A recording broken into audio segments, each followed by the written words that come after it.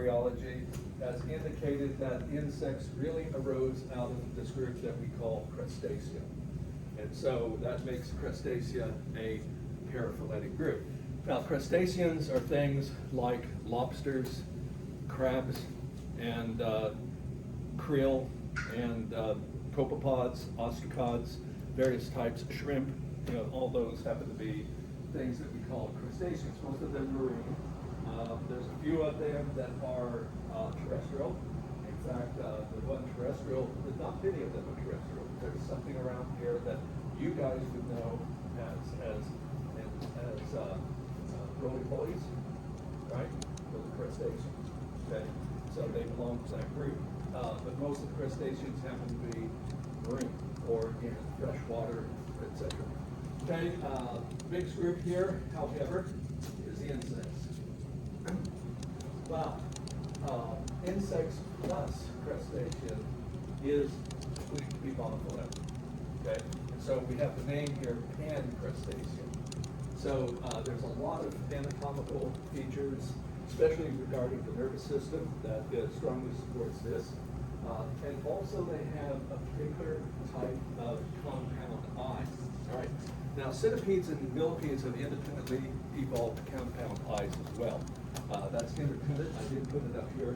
But still, the structure of the compound eye in pan-crustaceans is unique.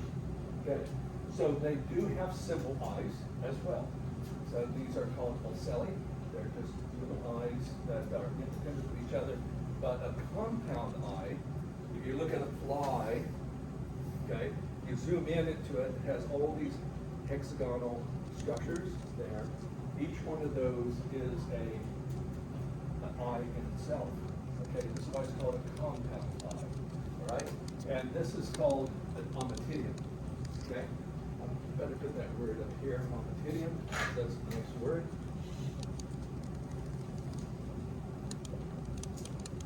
Ommatidium, singular, ommatidia, plural.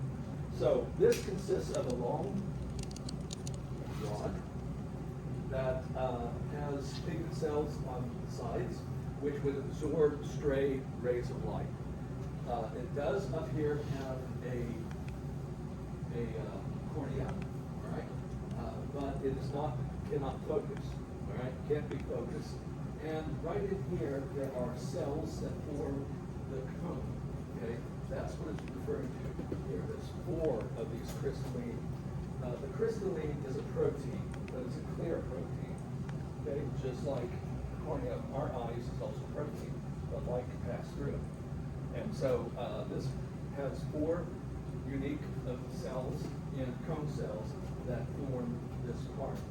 Now, all these sensory neurons are down here, and these sensory neurons will only fire when they absorb a photon. Light coming from the side will be absorbed and therefore not reach those neurons. Only light that's coming right direct here will be able to reach those neurons. But all of these, the eyes are curved so that they're taking in points of light all around them. Okay? And so this leads to them being able to see more or less a mosaic figure. Just like if you take a photograph and you blow it up, you see a bunch of dots. Okay, on your computer, if you take a photo, blow it up, you see a bunch of little dots, pixels. Okay, so likewise here, that's what they're seeing. They can detect color. Okay, they have color vision, right? And so, but what they see the light has to be exactly, parallel to the length of the ommatidium. If you look at predators such as dragonflies, they can see almost 380 degrees all around them. Okay, they can see behind them. And houseflies, they also have very good vision. It's very hard to sneak up on a housefly and catch it. All right. So this is unique for pan-crustaceans, but they also have a lot of other similarities in their nervous system as well. Okay, so crustaceans, I'm just going to mention what they are. Okay, just know that it's paraphyletic group. And this is lobsters, crayfish, krill, shrimp, isopods. That is your pillbug, or roly-poly. Okay, they go by many names. And barnacles. Okay, so I say probably paraphyletic. We now know that they are paraphyletic, no question about it. And some of them have two pair of antennae. Okay, a major pair of antennae, because that's an apomorphy. Antennae is an apomorphy for mandibular. Okay, they all have antennae. But some of them have a second pair of antennae. Those that are terrestrial usually have just one pair, right? And the number of legs is variable, especially in the crustacean. Even the tagmata is variable, okay? But most of them are like cephalopods, that they have a cephalothorax and abdomen. Most of them, cephalothorax and abdomen. And of course, I already mentioned, all of them have compound eyes. Those that are aquatic really breathe by means of gills, except for the very, very small ones. Very small crustaceans, just simple diffusion works just fine for them. And many of the marine ones, in addition to chitin in their exoskeleton, they also have calcium carbonate deposits. That's especially true of crabs and lobsters. Okay, these have a lot of calcium. That's why their shells are so hard. Right? So that's all I'm going to say about crustaceans, and it's a big group. There's many different crustaceans that most people never come across. Right?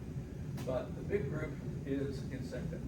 So this is monophyletic, and sometimes it's called Hexopoda, but we could just call it insecta.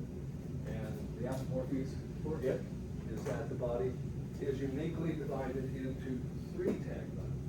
Okay, a very distinct head that carries the mouth parts, feeding apparatuses, the compound eyes, and the antennae. Behind that are three segments that constitutes the thorax. The thorax is totally for locomotion. So there's three pairs of legs. So the thorax consists, the head is about 6 fused segments, but the thorax consists of 3, and then the abdomen follows behind the thorax. This is where most of the visceral functions happen to be. That is the digestive system, primarily their reproduction, and so forth. Storage of fat, etc. is all in the abdomen. The abdomen is mostly devoid of any appendages. They have completely lost the appendages. That's different in crustaceans. Many of those abdominal appendages, abdominal segments do have some sort of appendage there for swimming and for holding eggs and other things, but not for walking. The walking legs are on the cephalothorax in those groups. Okay? So 3 pairs of legs. I'm putting that as an apomorphic too. Most of them, a subgroup that is monophyletic within the insecta have evolved wings, and that group is called Pterygoida, which includes most of the insects. However, not all of them. If you remember when you did your phylogeny in exercise 2, there was silverfish. Okay, they're ancestrally they evolved from an ancestor that never had wings to begin with. Now, wings have been lost secondarily all throughout the group because, for example, fleas don't have wings, okay? And so forth. However, we know that that's a secondary condition, and there's many beetles that have wings, but they're awful short. They can't fly. And dermapterids, I don't know what the common name for those are. I'll show pictures of them. They usually have truncated wings too, but they have wings. Okay, so silverfish and similar, just very small group that are ancestrally without wings. So within the insecta, which includes the vast majority,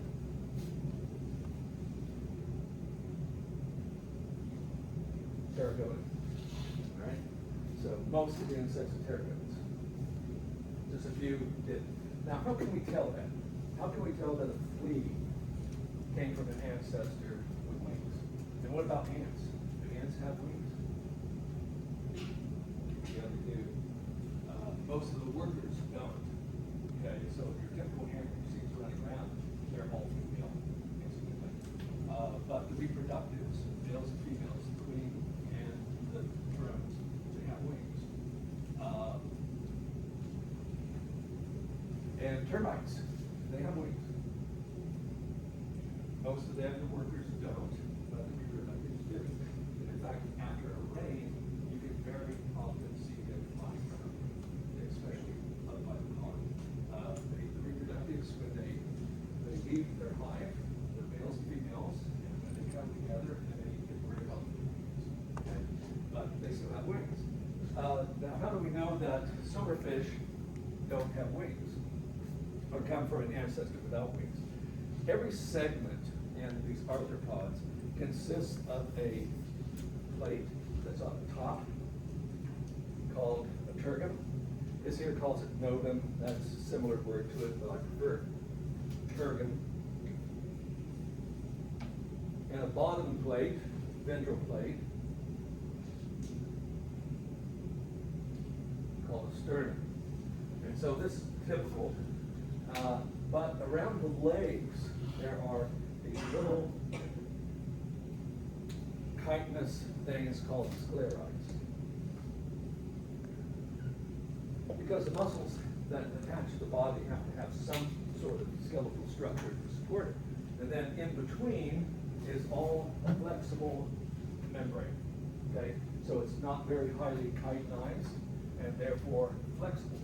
Now, once we got the evolution of wings, a lot of the flight muscles are attached to the tergum and the sternum, and they will, when they contract, they deform that area of the thorax to move the wings. Because a lot of these do not have direct flight muscles. Some of the primitive ones do. That is that the muscles attached to the base of the wings, there's no muscles in the wings. Okay? But the vast majority of insects, they move their wings by deforming their thorax. Okay? However, if all you had here was this membranous area around the tergum and sternum, flight muscles would just only collapse it. It wouldn't do you any good. And so for flight, these sclerites have had to expand so that it forms a complete box. Okay? So if you look at the side of do I have a picture? Yeah. So if you look at the side of a winged insect, this is where the legs attach. There's a tergum up here, sternum down here. But all these sclerites have expanded to form a solid box. It can be deformed, but it's very strong. Flight muscles are going from sternum to tergum, and when they contract, they just only bend a little bit at the base of the wing, and this is how they control the wings, right? So, if we go to fleas, their thorax doesn't look like this. Their thorax looks like that. It's completely boxed in. And furthermore, from other characteristics, we know that fleas are really advanced in the evolution of the insects. So this is how we know, right? So here's a flea, and fleas never have wings. But they have, notice here, thorax, at where the legs are attached, all those sclerites still form a solid box. And so this is the big indicator that they had winged ancestry, right? Okay, because otherwise it doesn't make sense. Now, I already said that the Arthropoda is the biggest group clade at the phylum level, if you're using that. But insects, which is usually in the Linnaean classification at a class level, it's still the number of insects outnumbers everything else. Bacteria, fungi, and other arthropods. It's the biggest group. So it's very, very successful. Okay? Various types of insects. Silverfish. Okay? Beetle, ants, praying mantids, dragonflies. It's a very diverse group. And we're not going to go any further into the classification. But I do want to say something about their post-embryonic development. When we talk about post-embryonic development, it means after hatching from the egg. Okay. Now, in biology, egg is used in two totally different senses. Related, but different. One, an egg is a haploid gamete, but an egg is also a structure in which the embryo develops. Okay, so it's not the same thing. Usually the egg as a gamete is big, and once it's fertilized, we'll have division, and the cells get smaller and smaller, but they still stay within the outer limits of what was once the gamete. Okay, we still call that an egg, all right? But it has an embryo, and when the embryo hatches, then it further goes through developmental phases. Now, three phases here that I have for post-embryonic development in insects doesn't apply to any other group of arthropods, just insects. Because all of the other groups of arthropods are basically ametabolous. The young look just like the adults, except for they're sexually immature. They may change a little bit as they grow after molts, and when they reach a molt that leads to the adult that is sexually mature, all the other groups will continue to molt after reaching sexual maturity. This is called ametabolous. All these other arthropods are like that. But I'm only going to apply this as for contrasting development in the insectum, okay? Because insects have this form as well as some new things. This is typical of primitively wingless insects, okay? Silverfish and springtails and a few others that are in that area. But this does not happen in other arthropods, hemimetabolous development. In order to have hemimetabolous development, you have to have wings. And so this is only true of Pteropoda, okay, the winged insects. So the young, when they hatch out of the egg, they look like the adult, except for they lack wings. What they have on the exterior of the thorax, however, are wing pads. And these are not wings, they're embryonic, okay? But when it makes the final molt, where it will change from juvenile to the adult is sexually mature, then it will also produce wings. So this is called hemimetabolous. Now in this case, the adults and the juveniles, they look alike and they feed in the same type of food. Therefore, the juveniles will compete with the adults. So the pre-sexual forms are called nymphs. So we have egg, nymph, adult. And after they have reached the adult phase, they do not molt again. It's final, okay? So this is like cockroaches, aphids, grasshoppers, praying mantises, and other various types of bugs, things we call bugs, hemiptera, that happen to fit in that. This is a hemiptera that fit in that area. The last group is monophyletic. Now this here, anything that is the various insect groups that are hemimetabolous, they're basal to the evolution of insects. And we're not going to look at the various groups that happen to be there. But the last group is monophyletic. But I'm just stating this monophyletic, never have to put it on any of your phylogenies. Okay? But this is called homometabolism. So in the homometabolous group of development, the immatures do not look like the adults. And usually the immatures feed on totally different food sources than the adults. What makes this group very successful is because the young and the adults don't compete with each other for food sources. So there's no competition most of the time. So there's three different phases here. From egg, after it hatches, it is a larva. And it does have wing pads, but the wing pads are not external, they're internal. So you never see inside. Okay. Then, and the larva is specialized for feeding and growing. And then it stores food. It will go into a quiescent phase called pupa. Pupa, like a cocoon in a butterfly. But all of these, even house flies, mosquitoes, they will have a pupal phase. Now, this doesn't move and it doesn't feed. Okay, so it's living on all of the stored